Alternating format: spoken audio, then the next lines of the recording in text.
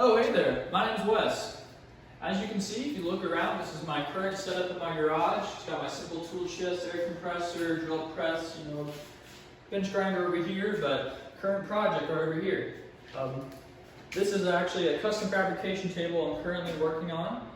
It's not nearly close to being complete right now, but this is just a tabletop. I completely drilled every single hole, measured every single thing out, but I'll show you the blueprints right over here. So this is what the final product's supposed to look like.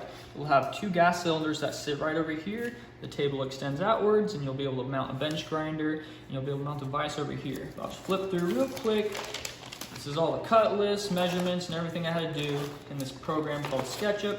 This is an exploded view, but everything I learned from it was from the internet and YouTube, and do what you can. I'll show you my first ever project I actually worked on. This was stick welded. It's not perfect, but I just used some steel bar, square tube, and an old brake rotor. But it's been great. But yeah, the whole reason I'm doing all this is because I have a 1952 Chevy back home.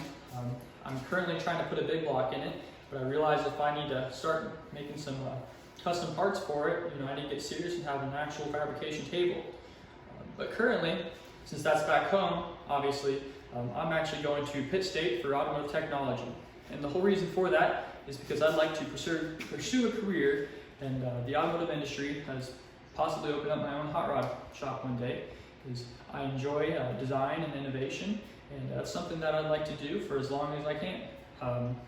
But yeah, how I pursue performance with these tools from GearWrench is it would greatly help me to see my visions through in the near future when I'm able to expand and have a larger shop, and we'll actually be able to use those tools to help build some custom hot rods.